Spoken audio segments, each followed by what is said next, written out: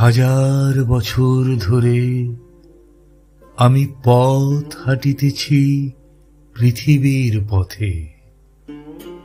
সিংহল সমুদ্র থেকে নিশীথের অন্ধকারে মালয় সাগরে অনেক ঘুরেছি আমি।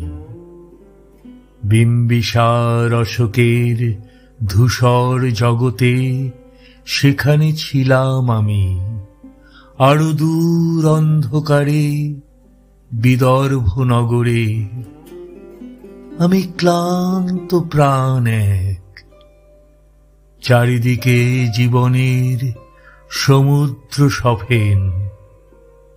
আমারে দুদণ্ড শান্তি দিয়েছিল নাটোরের বনলতা সেন। চুল তার কবেকার অন্ধকার বিদিশার নিশা, মুখ তার শ্রাবস্তির কারুকার্য।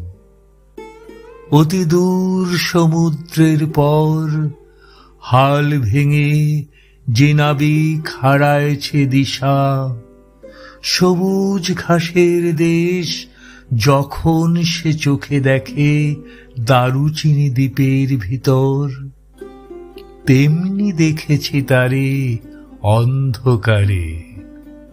বলেছে সে, এতদিন কোথায় ছিলেন?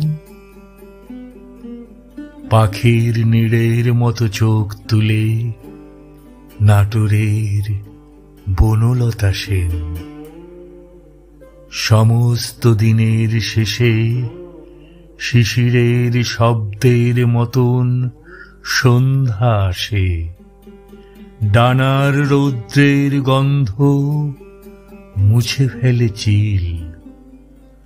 পৃথিবীর সব রং নিভে গেলে পাণ্ডুলিপি করে আয়োজন। তখন গল্পের তরে জোনাকির রঙে ঝিলমিল।